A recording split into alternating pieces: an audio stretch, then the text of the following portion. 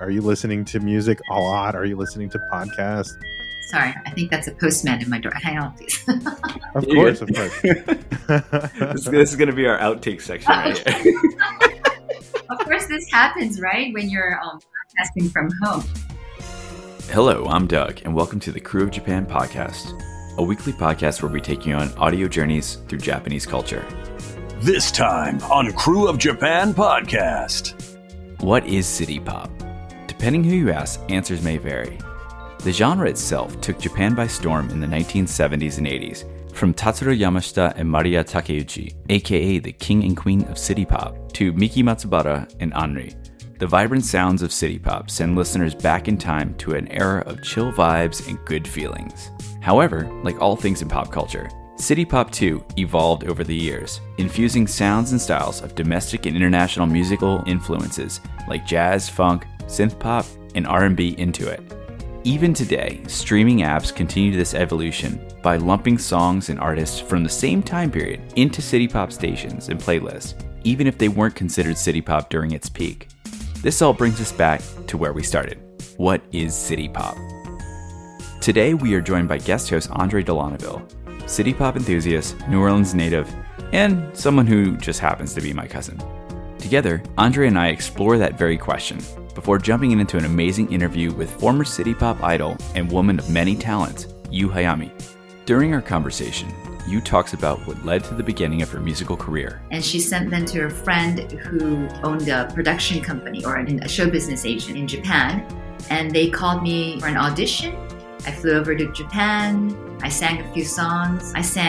I'm sure you're interested, Andre, so I'm going to tell you what I sang. What city pop means to her. More than a genre, it's more of the feeling you get when you listen to it. You know, the sound is very sophisticated. It's been influenced by a lot of the US and European music. Her career beyond music. It's my 10th year as a host. The program itself is in its 11th year. And we have a professional Japanese chef, and I host it. I love to cook, but of course I would never take the chance of cooking in front of him because he's really professional. Her upcoming album release. Coming out in October, on October 12th, and it's called Affection. You meaning my name, YU's 40th debut anniversary album. And so much more. During this entertaining chat with Yu, she helps us understand the ever-evolving music scene from the 1980s and gives us a fantastic behind-the-scenes peek at what went into making music in city pop's feel-good era. So sit back, put on your headphones, and stay with me! Or something like that. Let's jump into the episode. I think you could just hit play and then we're good. Hello, it looks like it's on now. We're already recording, my brother. That's or I should say my cousin. Get it right. Well, let them know who I am. All right. So this is my darling cousin, Andre. Welcome to the podcast, Andre. Nice to have you on. Thanks for having me. It's real nice. It's evening time. It's beautiful outside. We're all ready to be rocked to sleep with our voice here. So let's go. So first of all, I want to thank you because I think during the pandemic, I forget when, I was making a run to Creole Creamery, and I think you sent me a playlist for city pop, and I had no idea what it was. Like when you sent it to me, I was like, all right, I'll just throw it on Spotify, whatever. And I was driving, I'm like, listen to it. I'm like, what is this? Like, it evoked emotions that you just couldn't couldn't quantify. Well, it was just different from everything, like that I normally listen to. I mean, I listen to hip hop, I listen to rap, I listen to rock. I mean, I listen to a wide variety of stuff, but definitely not that. Anything but country? No country. No. Well, I think it's kind of a unique time for city pop as a genre. I mean, for me, like coming into it, right, I had all this free time during the pandemic, but leading up to it, I really got into vinyls and the vinyl space. And so I really I harp on it a little bit in our conversation with Hayami Yu, but I listened to this guy named My Analog Journal. He's kind of a collection artist based on region, basically what he was doing was he was getting all of these unique collections from all over the world, and one of the ones that really like stuck out was Japanese funk back in the 70s. And right into that, I mean, you know, you've letting your playlist go on YouTube, and then this guy queues up again just another series of, you know, different singles off of vinyls that are really, that's when we're starting to, like, we're talking about this playlist that you're listening to and you're driving, you have no idea what's going on, but I'm hearing amazing voices, real upbeat tempos, real lots of fun, vibrant colors are coming into my head when I'm hearing all this music, and so that's when I started collecting. So you said funk. Japanese funk is what kind of this guy's playlist that you stumbled across, right? Is that what city pop is? And like, I'm asking more so not for myself, because I kind of already know, but maybe we have listeners that are new to the genre themselves. You know, they're like, what's city pop? You know, maybe some of them know. I don't know. But well, I wouldn't call. There are, because I started with that funk genre, and like that's how I was describing it to people. Yeah. But it evolved naturally into what people can probably pinpoint in their head, like Yamashita Tatsuro or Matsubara Miki.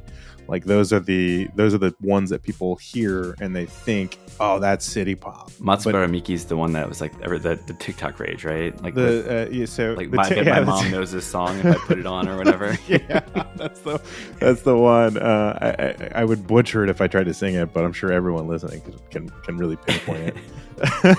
but like, to talk about how hipster it felt, like listening and diving into that, I picked up the song "Seesaw Love" by Matsubara Miki. That is, you know, it's not on her top 5, but it's like one of the popular. Right? I'm like, man, this is the jam, because she does like scappity boppity beep bop boop at the end of like the song for like a good minute, and it's awesome. And so we talk about what is city pop. I mean, it really is, aside from like the colors that it paints, because I really like, that's the best way that I can describe it, is, you know, you look at a picture and you can hear kind of what the music's going to sound like. Likewise, when you're listening to this type of music, you really it evokes that feeling. That just, like, I want to get outside. I want to get the wind in my hair, a breeze. Yeah, nighttime. Shit, man, tonight's right now is a great time. The wind outside is feeling great in New Orleans. I don't know about in Texas, but yeah, I just need a convertible. So yeah, I basically, from the collection of vinyls, I said, okay, Japanese art, doesn't matter what it is, but I started with city pop because it was like really prolific, and it was right before the prices of those vinyl albums just blew up. Yeah, and I know that like the last like 5 years, it's really taken off. And I think one thing we kind of mentioned in the interview, again, not to give up too much of the interview because it's a fantastic interview, y'all are gonna love it. But you know, I think city pop, or what people understood as city pop maybe 15 years ago as a genre, and what city pop is considered now is different because of streaming music, right? Like, I think Hayami actually suggests that, like, you know, the Spotify playlists say, hey, you like so-and-so, why don't you try X or Y, you know, try somebody else different. And it's not even necessarily a true quote unquote city pop artist. It may have been someone that was just popular at that time, same time period, slightly different feel, but still. And it's kind of, that's become the new city pop, you know, thanks to the Spotify playlists, recommendations, and Pandora and whatever. I don't even know if there's a Pandora station out there. I'm sure there is. No, does anyone still use Pandora?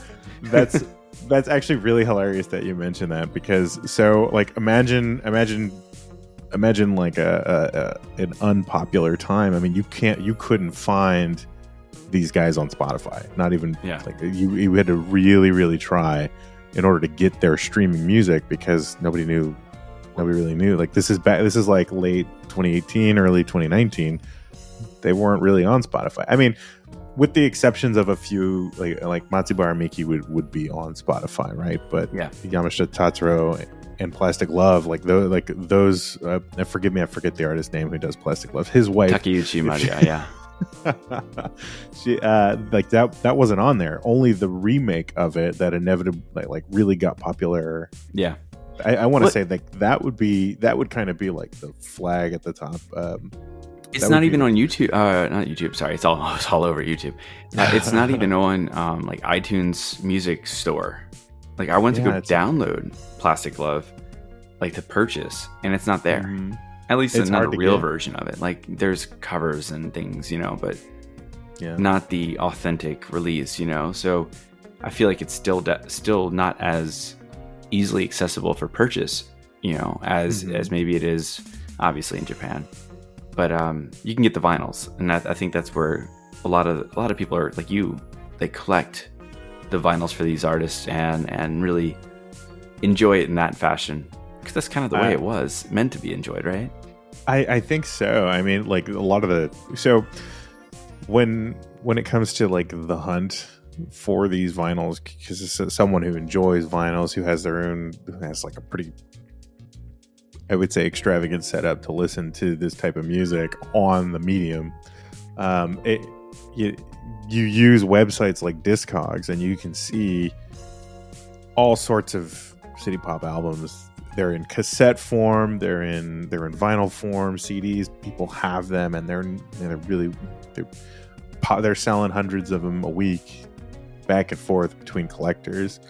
And so again, like I harp on this, My Analog Journal. I mean, he's got. Not only does he touch on the city pop, but I mean, just like not only his little setup there, I think the reach.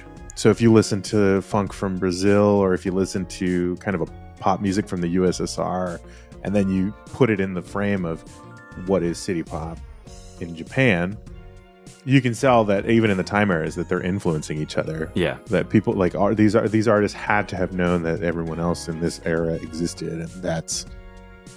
Yeah, that's really cool. I didn't even think about that. Yeah, I think of the web coming out of Japan, believe it or not. But then I harp on it a little bit in the interview as well. I said, it's hard for me not to hear Hayami use music in the late '80s, and then not imagine like Michael Jackson coming in, or Madonna, or whomever, popping in and starting to sing. So yeah. So I got a question for you. I'm not a big music snob, or. Vinyl junkie. I'm the proverbial snob in this. No offense to snobs out there, but everyone's a snob about their own thing. But like for vinyl, like what is? I'm just dumb. I don't have a record player. I don't have vinyl records. What is the allure of that versus like a CD? Like, is there a literal like tangible like difference in the quality? I actually don't use the medium. Well, first of all, yes, there is. Like you're physically technically you're physically hearing the music. Yeah. Right? So the needle that's bouncing, going between the ridges, is actually producing the sound, right? The sound, and it's just being amplified out, right? Right. Versus a CD, which it's like encoded, decoded, compressed, decompressed, whatever they're doing. So. On paper, it's supposed to be the most clear sound, but at the same time, it is all about what kind of setup do you have, right? But the allure, I think, is just having a physical copy of whatever you name, insert favorite book here, versus the Kindle version, right? It's just that feel, Versus, and I mean, and enjoy music however you enjoy music, right? Like, some people prefer vinyl, some people like. For me, it wouldn't make a difference. Like I wouldn't chase after the album, but I wouldn't chase after the vinyl records. Like I wouldn't go hunt them down in stores and stuff. But I did that for comic books, a long time ago. There you go. I held on to a good portion of your comic books for a good. I still have. I think I had it for like 7 years.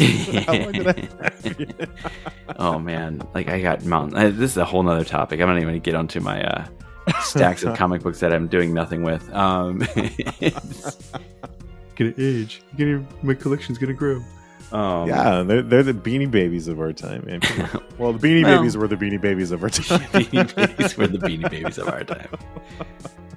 Some of the comic books I have are actually worth something. So that's the difference between that and Beanie Babies. Now, Beanie Babies are good for McDonald's Happy Meal toys. Yeah. I don't know. Why are we talking about Beanie Babies again? No, we're talking about that collection. Yeah. Right? Like I think there's a lot of ownership behind it. I understand the convenience of Spotify, and I love it too.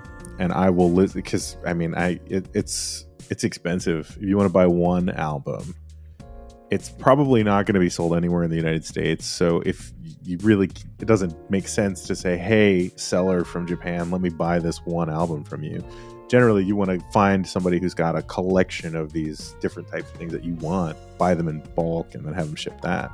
And so it can be a bit of a pricey endeavor. So when I heard that people were introducing city pop back to their parents and then also getting it, that "Stay With Me" song by Matsubara Miki, I think is like getting close to 1 billion plays, kind of like how Gangnam Style was just like boom, billions and billions. I think Spotify is really seeing that, and that's my introduction might have been original soundtracks from crime shows in Japan, but for other people, it's TikTok, or for other people, it's being the parent of somebody, being of Japanese origin, and then being someone's parent, and then they reintroduce you back. Yeah. So before we jump into the interview, what are some, not necessarily recommendations for artists or songs, but ways to indulge in some of these music? We already talked about Spotify playlists. You can just search city pop. You mentioned My Analog Journal. Do you have any other websites that you maybe have used or kind of used to explore some of these types of music? Absolutely. So, like, the number one website for sure is called radio with 5 O's.com. Okay. And it's really cool. So it shows you a geographic map with time periods. So you could pick Japan. You say, okay, I want Japan. I want music from Japan that is fast, slow, party mix, whatever.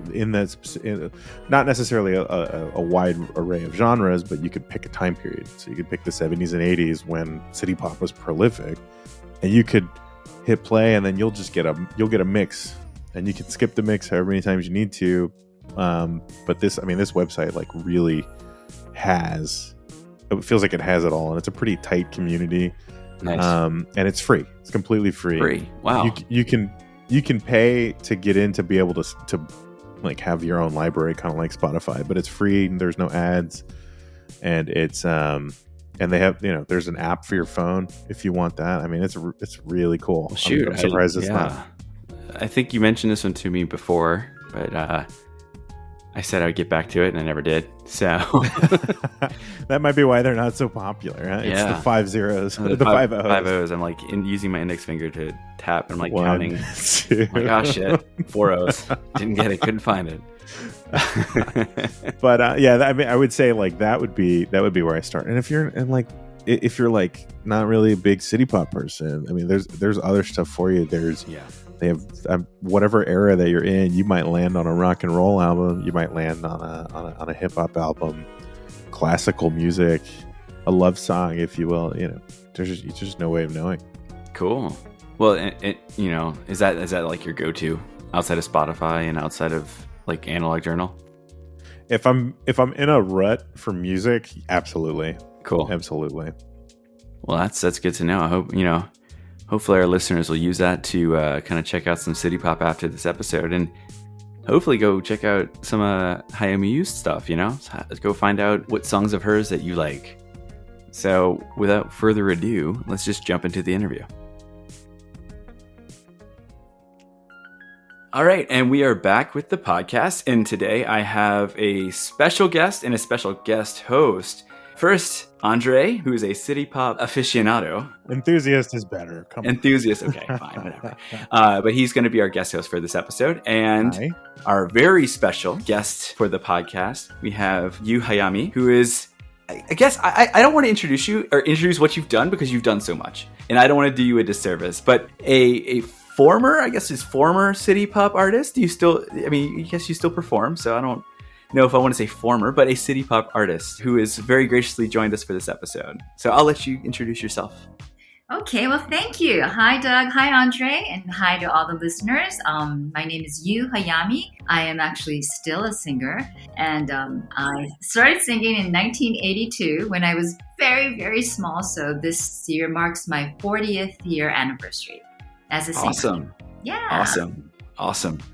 So before we jump into City Pop and the main topic of today's conversation, something we ask our guests, because again, we're a New Orleans-based podcast, and we ask all of our guests if they have a connection to New Orleans. And if they do, what is it? And even if you don't, maybe if you hear the words New Orleans, what's the first thing that comes to mind? Well, I remember visiting in 1994, 93, Okay. 94, so quite a while back. But I just remembered I loved the city, the French quarters. I felt like I had slipped back in time. And I just remember everywhere I went, in every corner, there was jazz playing.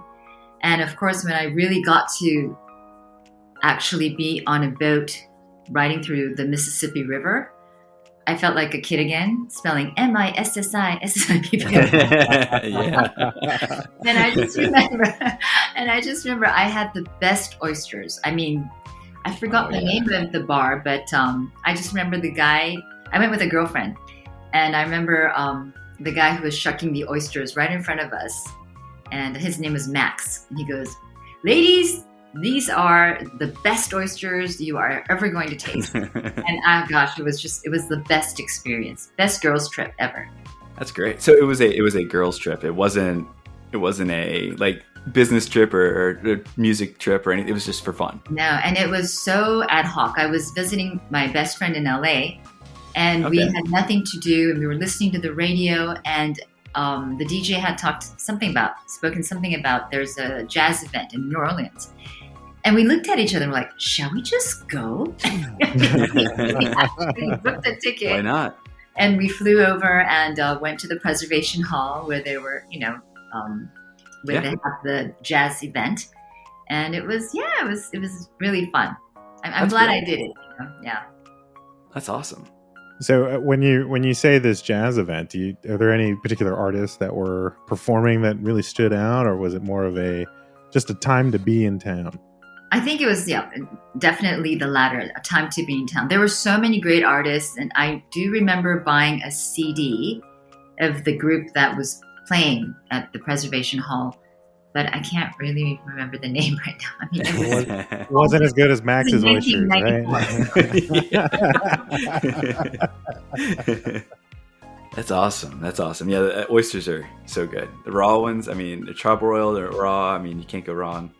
And the po' boys, so good. So I moved to a small little college town out here in Texas. Well, I wouldn't say small, but I moved to a college town in Texas, and I watched the movie Chef. And I started crying because I'm like, man, all I want to do is go back and have a po' boy and a beignet. I want to feel better. That is one of my all-time favorite movies. I must have watched that 500 times during COVID because nothing else to watch. And I love food. So definitely that movie took me back.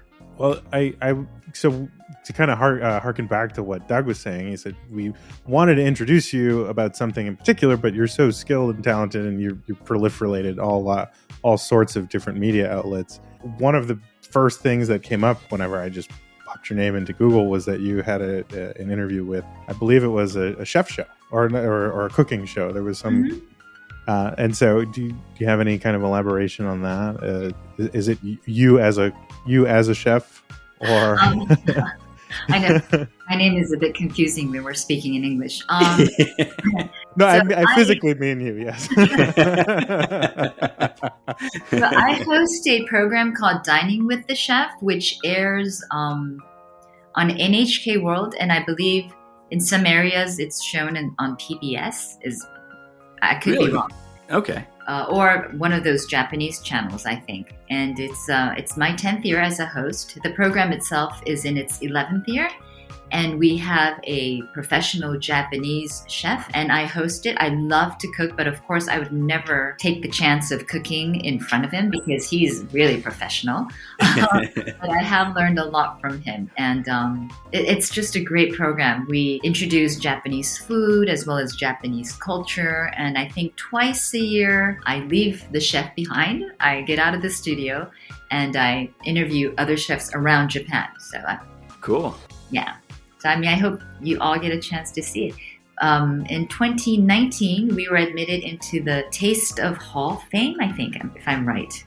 Anyway, I should check that. But I wrote it down to circle back.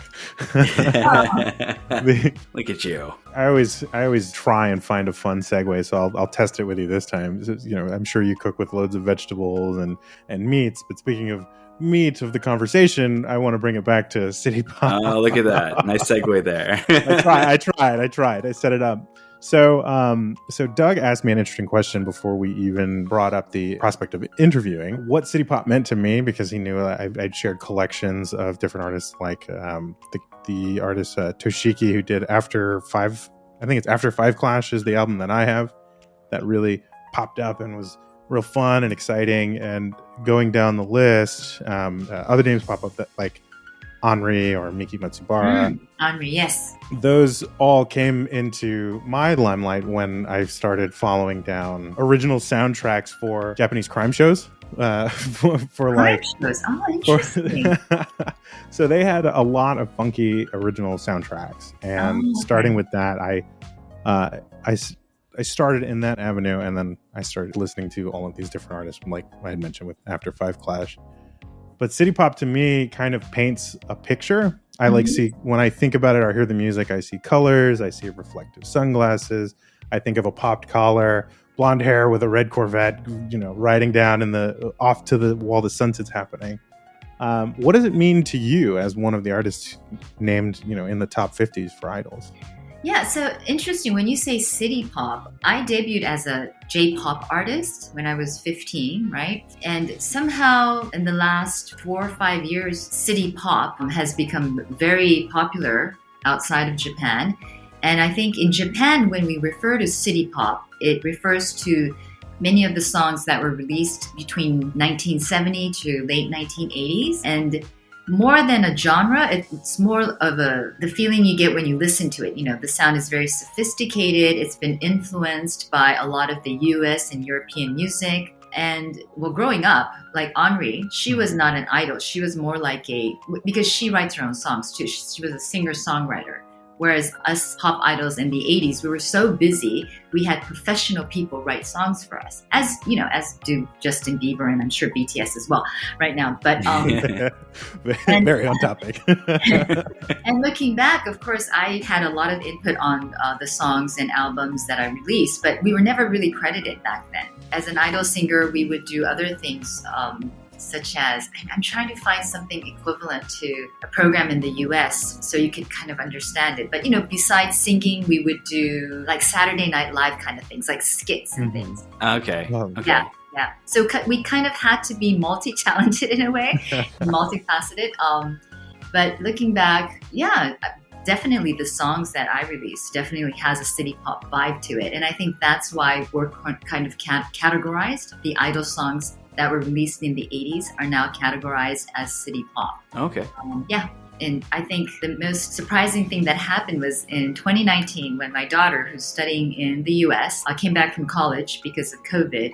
Her school was shut down, everything went online. So she came back and she started singing in the car, "Stay with me." And I said, "How do you know that song? It's so old," because it was before I even started singing. And she said, "No, Mom, this song is fire now. Everyone listens to City Pop. They listen to your songs too." She goes, "As a matter of fact, my friend's brother came up to me, said, 'Do you know this song?' and held a picture of you when you were 16. And I said, 'That's my mom.' And he said, 'How can that be?'" So I guess Spotify suggested, if you're listening to Matsubara Miki's Mayonaka no Door, maybe you can listen to Yu Hayami's Gone to the Moon. And I just love how no matter what or when it was released, everything is sort of mashed together as the same genre and is suggested to the listeners. So you mentioned skits, and when I hear skits and SNL, I get like a pretty I imagine that my intention is to laugh, but also when I hear the music, there's kind of a rhythm to it, and that feeling that you're just mentioning that invokes, I want to be like Yusan. I want to be like, that's what I want to be. And so when I think about kind of where I started my research, some things started pulling out, like the Coke commercial that we saw. That I think is kind of the picture that Arrow was trying to paint. So now bringing it back and tying it to the skit bit, the first question I asked was on your first album, the milk that you were holding. This was the question Andre wanted to ask the most of anything. I needed to know whose choice that was and how you felt about it at the time, because and the most important question: are you a whole milk, skim milk, or 2%? Almond or soy, will allow those as answers. Yeah, I guess. Nowadays, I think those are beverages. They're not really milk anymore. I think they classified as beverages. So. You're absolutely right. Okay, so where shall I start? Well, okay, let's start with Andre's question. The album cover contains me with a towel around my neck, right? With a towel around my neck, holding a glass of milk, and I am ponderous, like I'm thinking about something very important, and I think that was the album cover.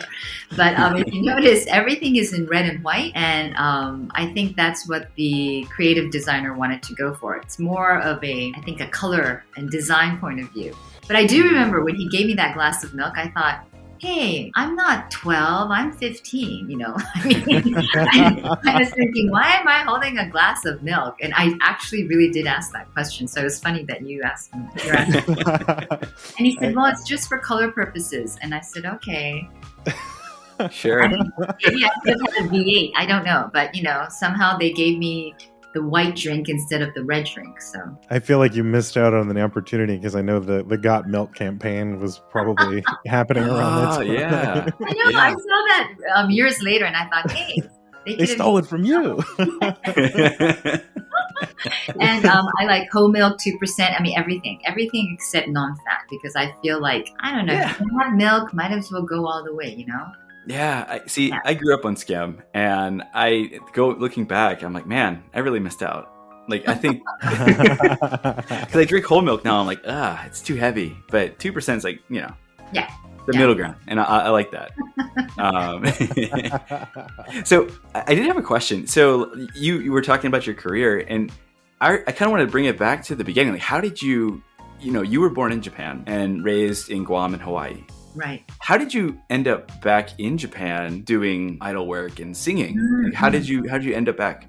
Yeah, so it's actually really amazing when I look back on it. But I was shopping with my mother at a department store in Waikiki, which is located on Oahu Island in Hawaii. And this lady approached me in an elevator. I mean, there were only 4 of us in this elevator. And she had her own modeling agency. And she whipped up her name card and said, hey, are you interested in modeling? I think I was 14 then. And I said, sure. I was really shy. I said, sure. She gave me her name card, and I called her, and she took some photographs, and she sent them to her friend who owned a production company, or how would you say, like an agency, and a show business agent in Japan. And they called me for an audition. I flew over to Japan. I sang a few songs. I'm sure you're interested, Andre, so I'm going to tell you what I sang. I sang Momoe Yamaguchi's song, Yamaguchi Momoe's Playback Part 2. Do you know that song? So you'll probably laugh at me. I mean, when I say I'm from Texas, I'm in Louisiana. I grew up in a Hispanic household, and I didn't even learn Spanish, so I'm having a hard time, even phonetically, keeping myself in line with what's going on. So I appreciated when you sang the Matsubara Miki song. I really appreciated that, because I'm like, I know what that is.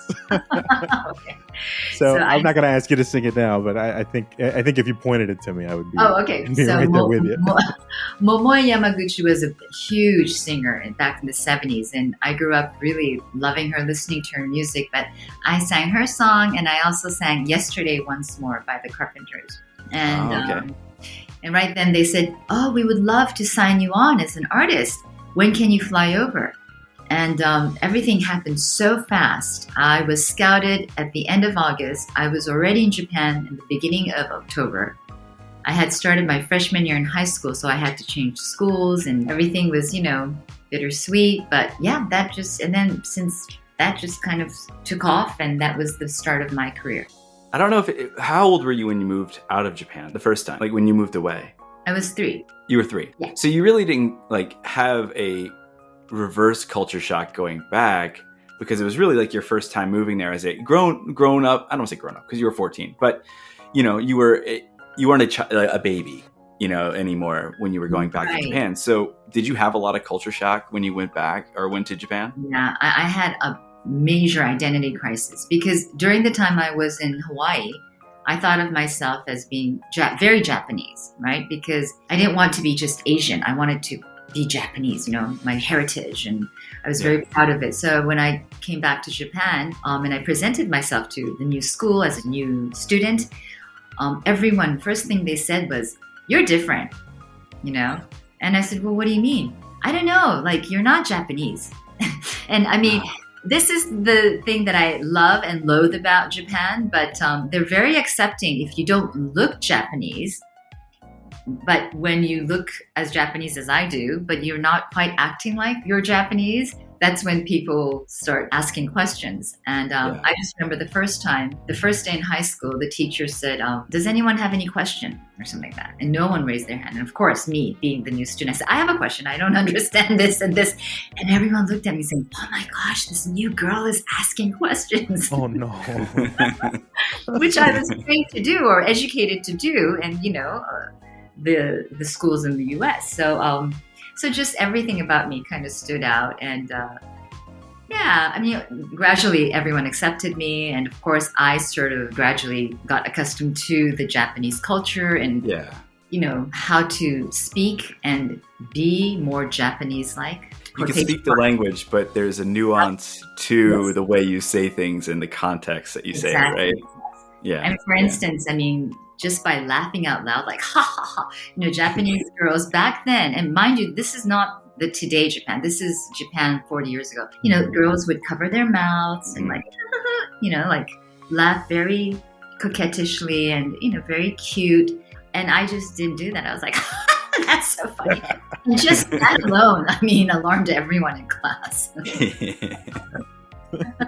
So was it difficult managing your school career? You being a student and then also your music career in tandem, doing both of those, was it difficult? Yes. It was very difficult because, very luckily for me, my 5th single, which is Natsuyuro no Nancy, that went into the charts and my career started really taking off. So of course, I really didn't have time for school. Yeah. I would go to school, but I would have to miss a lot of classes and I would have to make up doing the homework in an airplane or in a concert hall somewhere.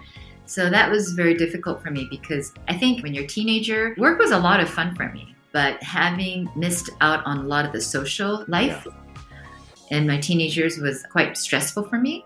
Mm-hmm. And I remember thinking by 19, I was just burnt out, Yeah.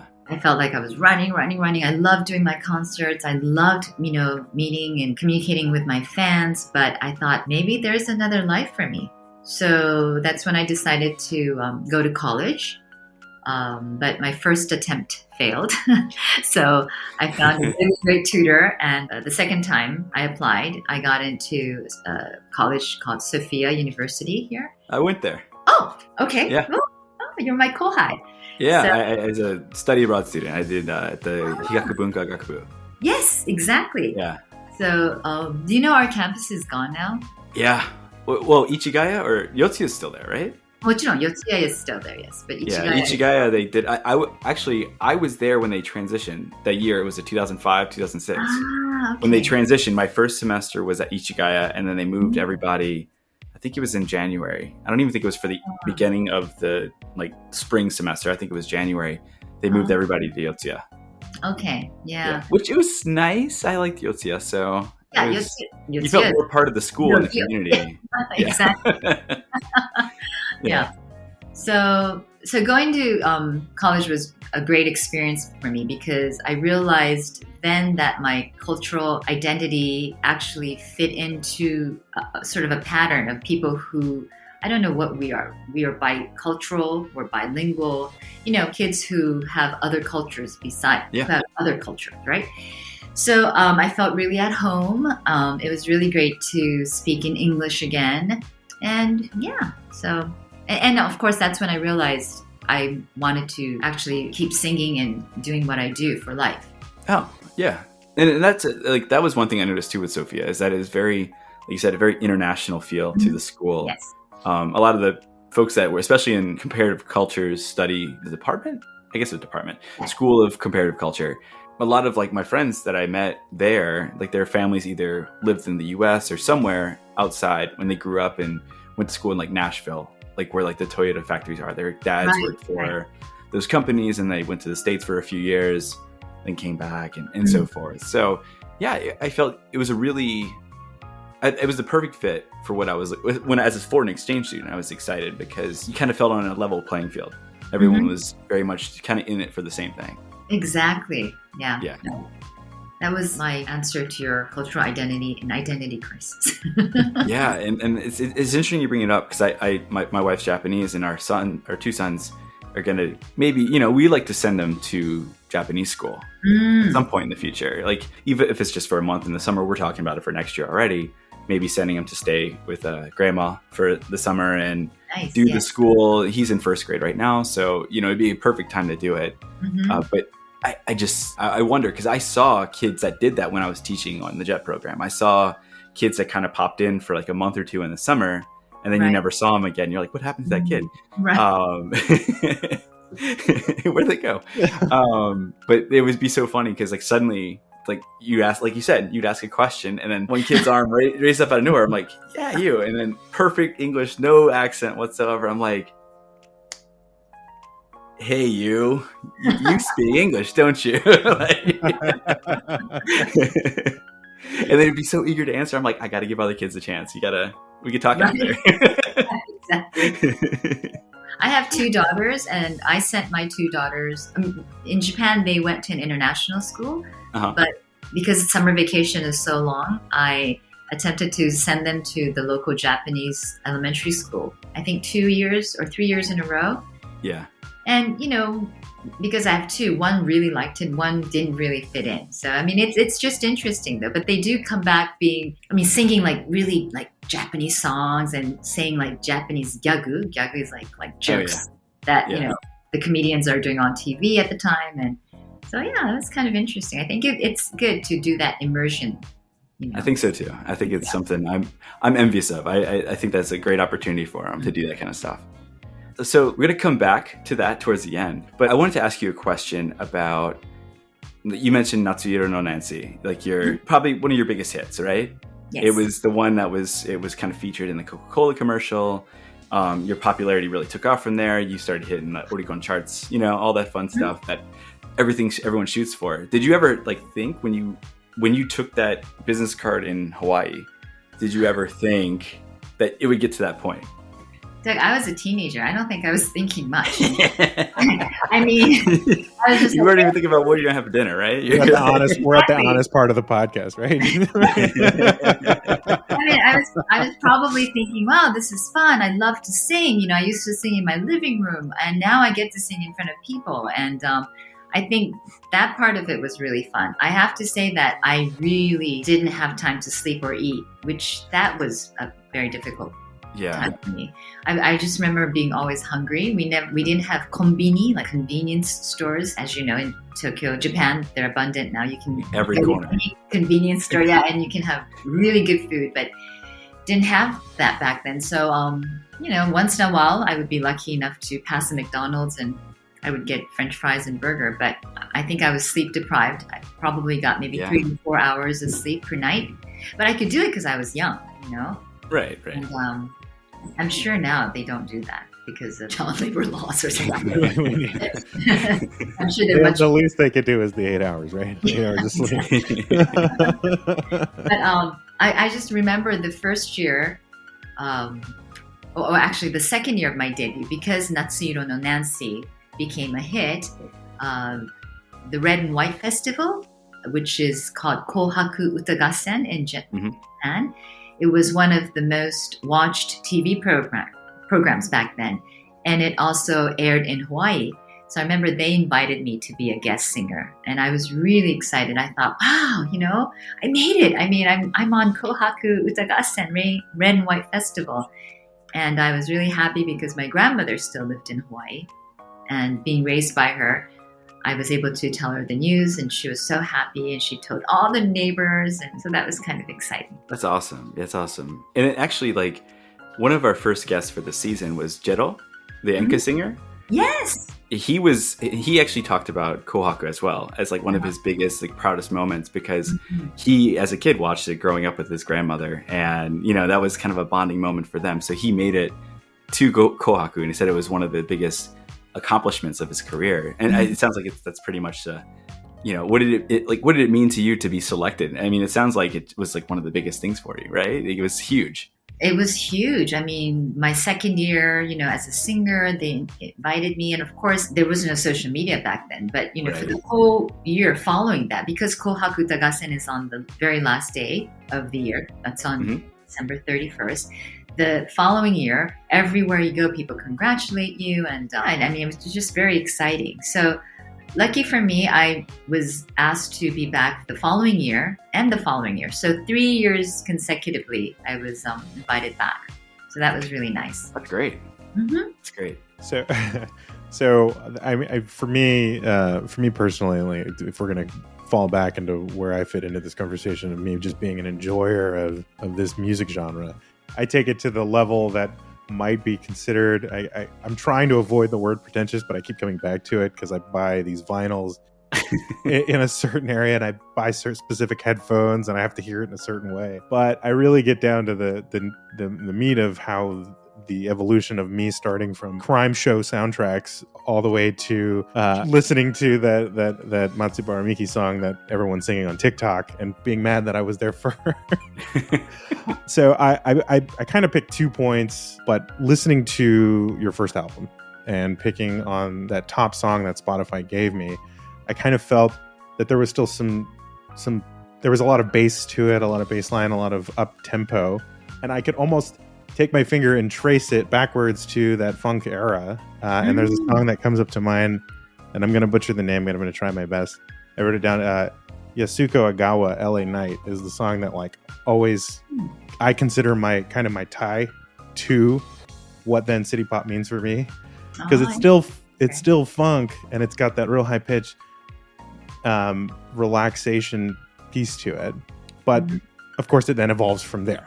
Right. So it evolves, it goes further. So when I say I listened to your first song and I listened to many, many, many more songs, I was very familiar with your voice before we even got to the show. Later down, then I start hearing, I can hear as the time progressed. It feels like the Idol song started kind of copying things going on in America. Like I heard a beat that almost made me feel like Michael Jackson could step in at any moment. So how did you feel about that evolution? Did you have any input as to how those things would go? I know you said you had songwriters and people mastering these for you, but did you have any input? Yeah, definitely. Being raised in the U.S., of course, if I have an opinion, I have to state it, right? So I mean, right, even starting with the first song, Isoide Hatsukoi, there's a lyric part that goes, "Sweet, sweet dreaming, my love." So when we were recording, I sang it like that. Sweet, sweet, sweet dreaming, I love. And the director goes, no. We don't understand what you're saying. You have to sing it, sweet, sweet dreaming, my love. Like, a little more with the Japanese accent. I said, yeah, but it doesn't really fit with the rhythm. So, of course, we recorded 2 versions of it. And happy for me, they actually took the native sounding one. But even with Natsuhiro no Nancy, I wrote part of the lyrics, but because just the English part, because Doug, you know, Japanese English, we call it English, right? I mean, sometimes I actually enjoy it because I've gotten. I love it. And my wife laughs at it too. There's like Facebook pages for like English. She follows it and she shows me and I'm like, oh yeah, I've seen that before. Yeah, I really love it. But of course, as an artist and as a person putting out songs, I thought, well, this doesn't make sense grammatically, right? I mean, grammatically, it's incorrect. So I had to put my 2 cents into it. And so I wasn't credited, but I have to say many of the songs, I did write, or, a few segments here and there. And definitely from the song Tonight, which was at 1985, early 1985. That's when I wanted to start singing more of a sort of a rock-based genre type of song. And I was older then, so I definitely put my input, and I think that's when my genre started evolving to more rock, danceable kind of music. I wrote, I'll show you. I don't know if it'll flip it, but at the bottom of my notes it says "Dancey Rock and Roll." The last thing. Look at that. We're on the same page. We are. We're definitely on the same page. Yeah. So I appreciate that. I being in tune with you in my sedan on the way to the grocery store. I say we're half a world apart, but we still feel the same music as the universal language. That's what music does, right? Yeah. Oh, yeah. And so there's names upon names of people. Like they think they have the king and queen of city pop, Tatsuro Yamashita, and I forget his wife's name. But some of these names, they had to be in your sphere while you were as an idol performing. If you were performing in any shows, going to studios. Did you have any notable meet and greets with some of these types of city pop artists as well? Oh, yes, definitely. I mean, you had mentioned Henri. Henri released Cat's Eye, her song Cat's Eye, around the same time I released Natsuhiro no Nancy. And back then we would have live TV shows that concentrate on people, singing, like singing live shows. Does that make sense? Singing live shows? Yeah. And so Henri and I would be on the show together all the time. We're still very good friends. As per Yamashita Tatsuro and his wife, who sings Plastic Love, Takeuchi Maria, they are just singers that don't go on TV. So you never really saw them on TV. They're artists that record, they tour. So I've met them, but not to an extent where I could say, hey, Tatsuro. Buddy. What's up? Yeah, exactly. I would say, konnichiwa, It's not Yu-chan, it's Yu-san or Hayami-san, right? Hayami-san. Yeah. There's a little bit more distant there, but that was my roundabout attempt to figure out who you had oysters with. Maybe another time. But all the artists that started around the same time as I did back in 1982, like Io Matsumoto, were really good friends. I don't know who else comes into your Spotify music suggestions, but one of the other names I didn't name, Yoshida Minako. She was real rock and roll. Yes, I was into that. So I think that's probably the breadth of it for me.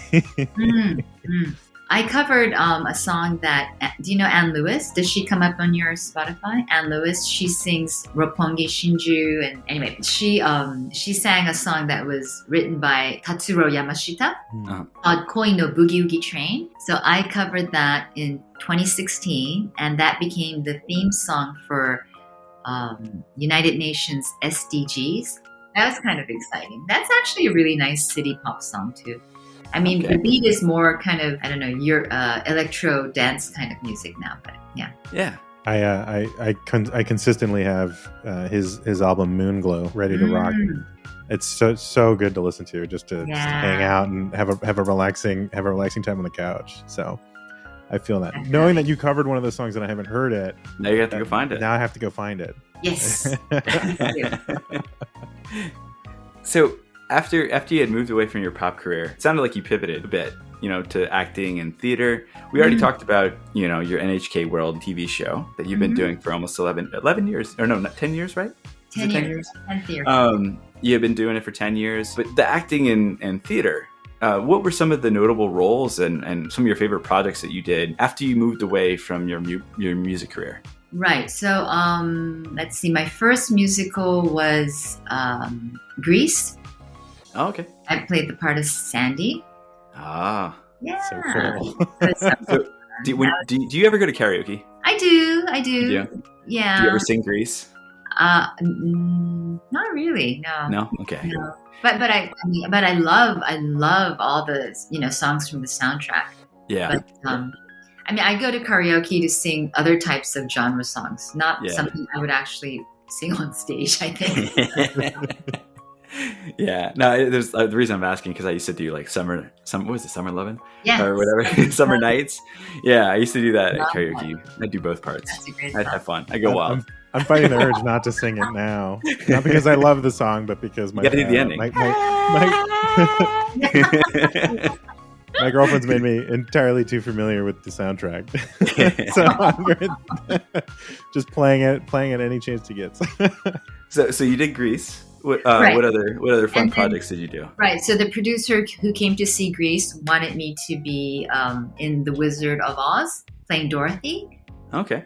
So I played that part for 6 years. And in Japan, you know, musicals are a bit different. It's not sort of a constant running show like it is in the US and in England. It's more of, for the month of August, you know, I played Dorothy, and then the theater has another production the next month. So, but every summer for 6 years, I played Dorothy in The Wizard of Oz. Okay. And then I auditioned for the role of Cosette in Les Miserables. So I played that for 3 years. And then, just around then, I was pregnant with my first daughter. So I took a break from theater. But I kept singing. I did live shows. My father is a jazz singer. He's passed away now. But we would do joint live shows together. So, cool. I mean, I kept singing. You know, it wasn't... Yeah. I was just sort of out of that idol scene because of my age and because of what I wanted to do next. Was it more relaxing doing like the theater and the acting? Was it more laid back feel than the pop hustle bustle of, you know, being in the studio? And was it more challenging, or is it just a different type of challenging? Yeah, I think it was more of a different type of challenging, definitely. But because I was older, I was in my 20s, you know, I could say, look, I need more sleep. I don't think I can go on, you know, with 3 hours of sleep each day. So, of course, I was able to take more of a lead in my own life, which... Yeah, you'd be able to advocate for yourself. Yeah, exactly. As a child, you're like, okay, I can do it. Everyone's looking out for me, right? Like, yeah. Yeah, not to make, you know, Japanese show business sound so awful, but that's just how it was. I don't know if it's so much different from the U.S. sound, you know, show business. I feel like you hear a lot of bad or horror stories on the U.S. side too. So, yeah. But I don't hold any grudges. I mean, whatever experience, you know, I was able to gain, I think has become a plus. So, and definitely, I mean, being able to celebrate 40th. I mean, who thought when I was, 14, 15, I would be celebrating my 40th career anniversary. So I'm very happy about that. Yeah. Yeah. Well, actually, speaking of the anniversary, is that what your new album that you have coming out in October is for? Is it like a celebration of your 40th anniversary of your career? It is. It's a 3-disc album. Okay. And the first and second disc is compiled with all my singles that I've released in the past. And the third disc was from my fans. You know, they would write in to my social media saying, you know, you used to sing the theme song for this program, but we've never had it on a CD or, you know, or cassette. So can you release it? So we went to search for it. My director went to search for it, got publishing rights and everything, you know, all those little... Oh, that's cool. Yeah. And so that's all included. And I was able to also record 3 new tracks. So I'm really excited about that. And on one of the tracks, my 2 daughters are in it. They helped me write it and sing it. So, yeah. Are they going to be available for US download? Or is it going to only be released in Japan? No, it's going to be on Apple Music, Spotify. So I'm sure you can listen to it as well. There you go. Yeah. That's incredible. All those listeners know that, yeah. So, Check it out. so then you mentioned your followers and all of your fans. You know, not only are they writing you in, but they're sending you now with.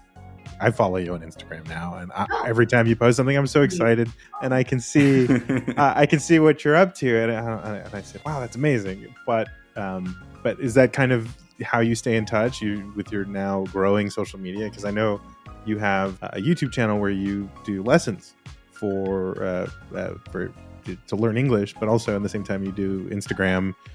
You do a lot of Instagram stuff, and it seems like you're having a good time. Andre, So- I had a lot of time during that COVID.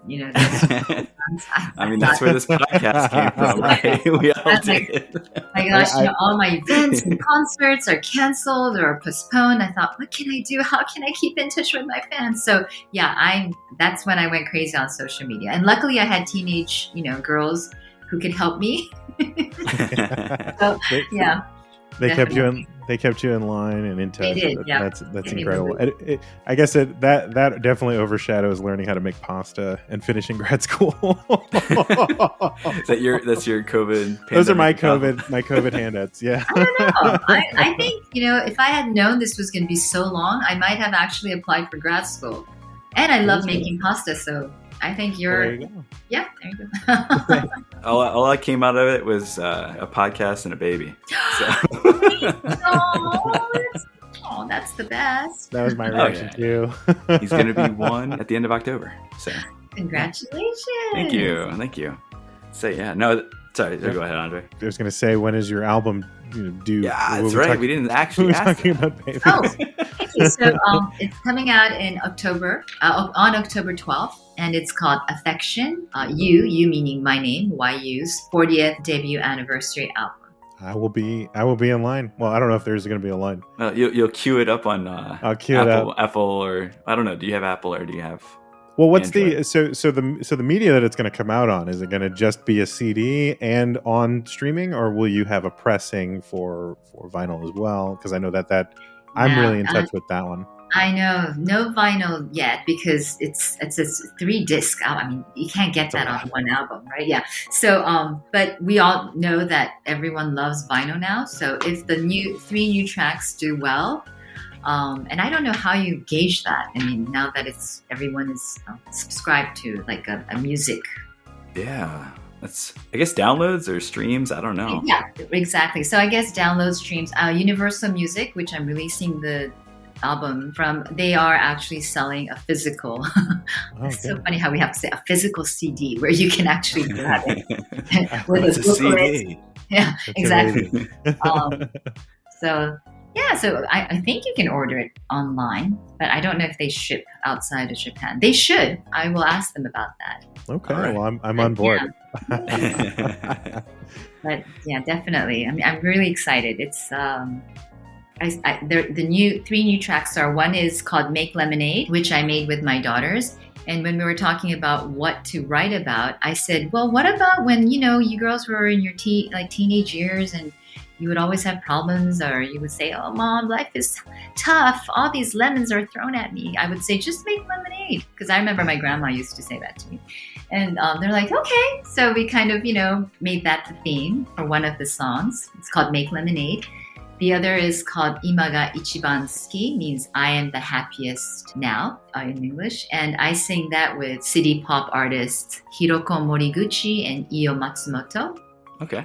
Yeah, and the third one is written by Anne Lewis, the singer that I had told you about. She lives in LA now, but she wrote a really cool rock ballad, kind of neo-Japanese kind of type of ballad for me. So cool. I'm excited, yeah. As are we. I'm very excited. So we had a couple other fun questions for you. Okay. So these are not scripted. This is more off the cuff.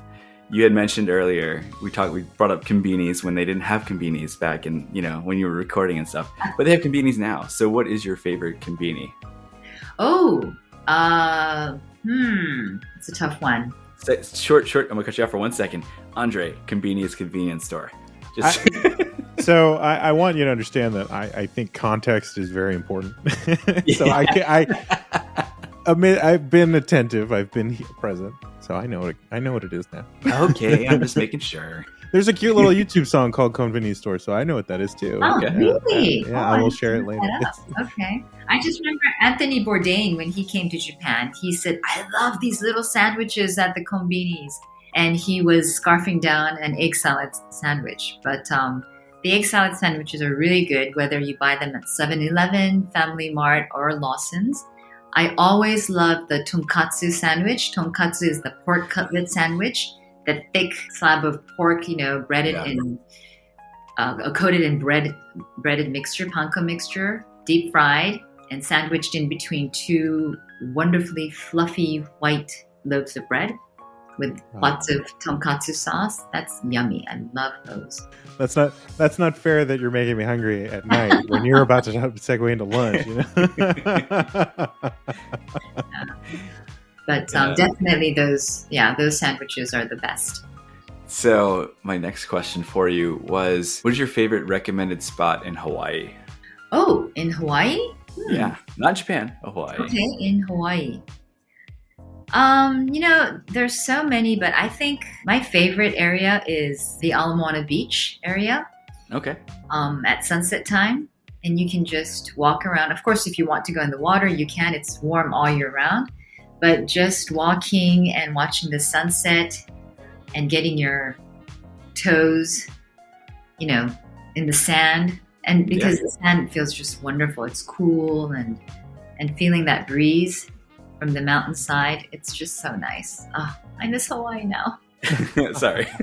I've never been. I really want to go. So that was more of I'm trying to fish out like recommendations for myself. Oh. So as far as food, like restaurants go, I love the Pig and the Lady. It's a modern Vietnamese type of restaurant. They serve pho and those banh mi sandwiches. Oh, yeah. But they started at a farmer's market, and it became so popular that Andre, the chef, opened a restaurant in downtown LA. Not downtown, sorry, downtown Honolulu. Sorry, on Restaurant Row. I love hearing about awesome Andres. Oh yes. He's also Andre, the chef of pasta. The chef of pasta. Yeah, I make it twice, and suddenly. What's your favorite ingredient to put into your pasta, Andre? Oh, I am simply the hands for the kneading, right? Again, so I meant my. Oh, I just do that part. I'm not whisking pasta? The eggs. I'm not whisking the well. Yeah. You weren't kidding when you said you made pasta. I mean, you made pasta. I mean, wow. It felt okay. Dude, I thought you just put it, like the noodles in like boiling water, and then I'm like, I mean, that's me making spaghetti. Probably a year ago, I was the guy breaking the pasta before I threw it in the pot. How dare I? I'm still that guy. My customization is adding Tony Sashimi. It's like the Cajun seasoning. I put a little dash in there, and I'm like, all right, give it a little spice, a little kick. Oh, I love Cajun spice. That's something we don't have in Tokyo. I mean, we have all the culinary. Next time we come to Japan, which is next summer probably, I'll bring a little care package for you. Oh, that's so nice. I wouldn't know how to use it, but okay, thank you. Just put it on everything. Put on everything. Oh, okay. It'll make you forget how to say howdy real quick, I promise. Okay, that's a deal then. All right, Andre, did you have any questions that you wanted to... Surprise questions? Or no? No, you see, the problem is I wasn't prepared for the surprise questions. I was so ready to talk about a city pop. But you know what? So we can talk about it on the fly. I mean, I'm all about conversationalists, and the biggest thing for me is podcasting. Right? Like I love listening to it. And we talked about the big craze, how your daughter's brought to you city pop, and you're like, how the heck do you know what that is? But what do you do to unwind in that space? Because you seem to be very connected to it. Are you listening to music a lot? Are you listening to podcasts? Are you watching YouTube channels? Sorry, I think that's a postman in my door. Hang on, please. Of course. Hi, konnichiwa. Itadakimasu. Okay, sorry. I just have to get that. I will be right back. No, you're good. You're good. I'll get it.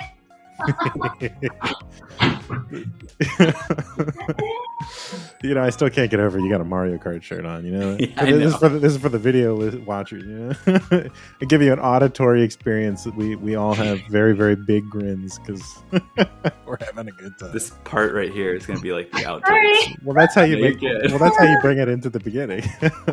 This is going to be our outtake section, right? Of course, this happens, right? When you're testing from home. Okay, I ordered from Amazon. Okay.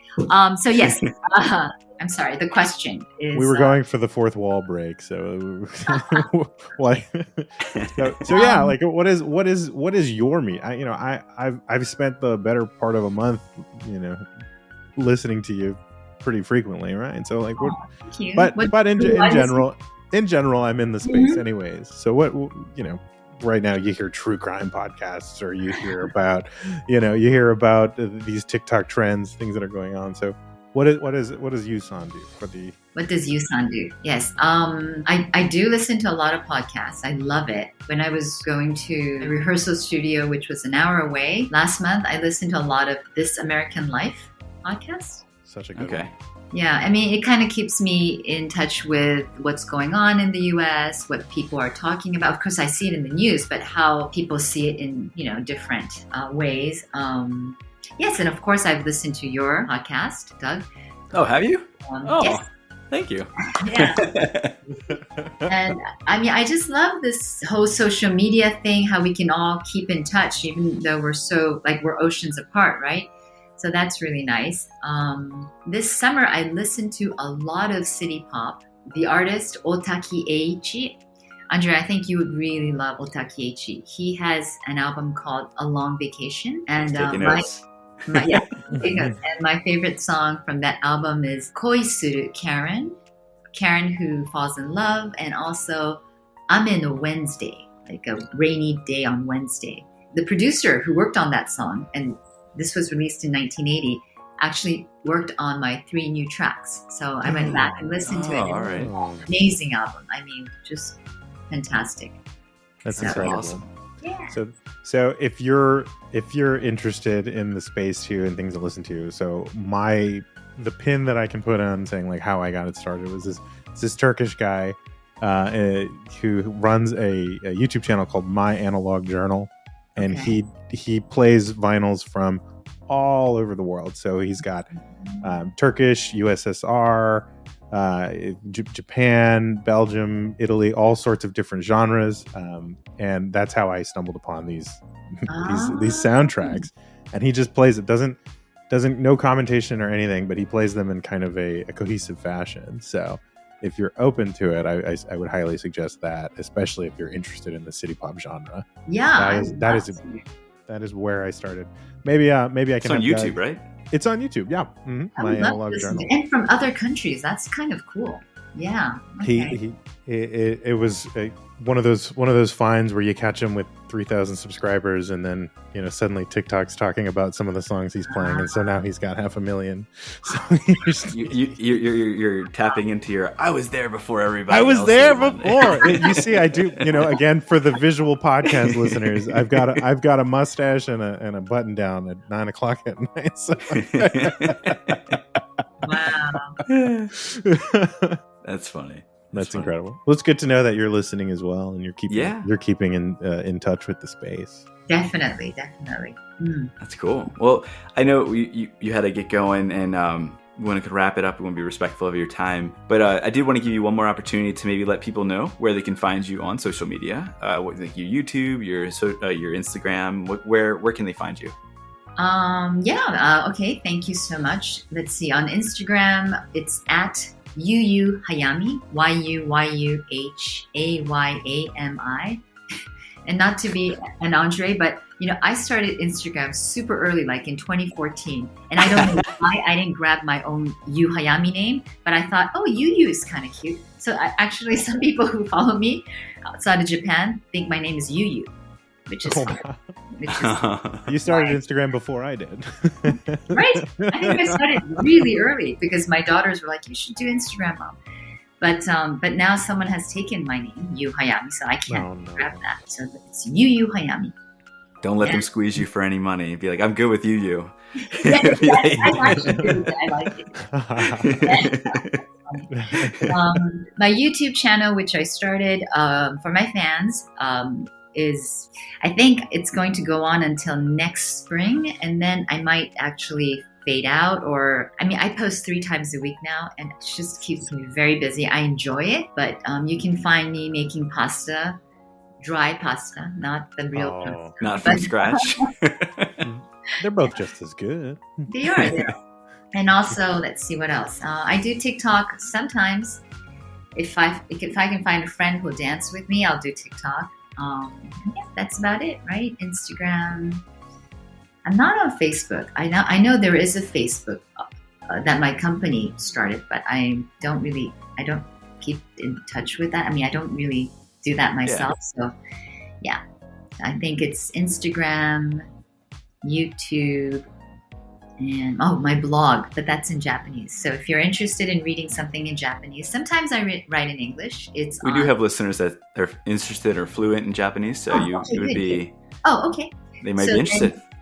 So my blog, you can find it on Ameba blog, AMEBA. And cool. You just search in Yu Hayami. Awesome. Well. Yeah. Yeah. We'll be picking up your album in October, that's for sure. Yeah. Thank you so much. Yeah. Can't wait to give it a download and give it a listen. Wow, this has been so much fun, Doug. Thank you so much. I know we've been going thank you. We're trying to get a date, and awesome. I'm so glad. I apologize. I know I've been like, we were having a date, and it was like, my kid got accepted into school and I have to move my Japanese trip up like 2 weeks. I'm so sorry. Can we move it back? I was in New Orleans in in a hotel with no internet, virtually no internet, back and forth, starting a new job. So I think this giving us a little bit more runway felt a lot better. That's great, definitely. I definitely had a lot of fun too. Yeah.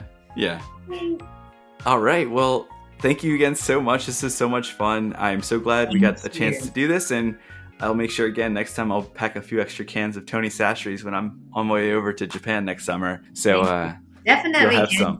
Definitely not call me. What do you say? Shoot me an email now. I don't know what you say. But when you're coming to Japan, let me know ahead of time. So we'll do.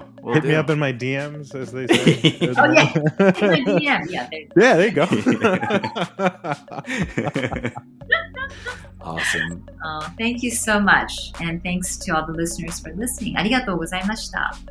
Thank you. ありがとうございます。はい。Arigato. And that's it for this week's episode. Thank you so much for tuning in to the Krewe of Japan podcast. I want to give a quick shout out to today's guest host, Andre deLaneuville. If he hadn't ever shared that City Pop playlist with me a couple years back, I'm not sure that this episode would have even come to be. It was a great time working with him on planning this episode out. I definitely recommend checking out the couple recommendations Andre made for listening to City Pop online, YouTube's My Analog Journal channel, and radio with 5 O's. These two avenues can lead you down a road to discovering City Pop songs and artists that you've never heard of. Now, speaking of City Pop artists, we have to give a huge thank you to today's legendary guest, Yu Hayami. We were so thrilled to have the opportunity to sit down and pick the brain of an artist who got their musical career started during the height of the City Pop era. From Natsuhiro no Nancy and Isoide Hatsukoi to Grease and NHK World's Dining with the Chef, hearing Yu's journey from teen idol to multifaceted, beyond talented entertainer was an absolute treat. If you haven't checked out some of Yu's hits, we got you covered in the show notes with a link to her discography. Give her songs a listen. And don't forget to check out her new album, Affection, Yu Hayami 40th Anniversary Collection, coming out on October 12th. You can also find her on Instagram at YuYuHayami, YuYuHayami, and on YouTube on the Yu Hayami channel. What does City Pop mean to you? Who are some of your favorite artists? Share with us on Instagram, Facebook, Twitter, and TikTok at Krewe of Japan Podcast. That's Instagram at KREWEOFJAPAN, Twitter at Krewe of Japan, KREWEOFJAPAN. Then on Facebook, just search Krewe of Japan Podcast. And on TikTok, also at Krewe of Japan Podcast. While you're there, give us a like, follow, retweet, share, or whatever else may float your boat. Let us know how you're enjoying the podcast. Or perhaps you prefer to provide your feedback in a more private setting. Send us an email at kreweofjapanpodcast@gmail.com. KREWEOFJAPANPODCAST@gmail.com. Speaking of feedback, if you're enjoying what you're hearing right now on this week's episode or all our previous episodes, feel free to give us a 5-star review on your favorite podcast streaming app. We're still trying to work on that rating game, y'all. Come on, let's go. Any and all support and feedback is greatly appreciated. Now, a couple last laundry list items. Catch up with the crew in Japan Society of New Orleans as a whole at Japan Fest all day this Saturday, October 8th at New Orleans Museum of Art. Can't come out to that? Then come on out on October 12th at 6:30 p.m. to Stone Auditorium in Waldenberg Art Center on Tulane University's campus. In partnership with Tulane Asian Studies Program and JET Mid-South, the local JET alumni chapter, Japan Society New Orleans is hosting a discussion on all things Godzilla featuring Dr. William Tsutsui, with funding provided by National Association of Japan America Societies. We'd love to see you there. But that's all for today. Until next time.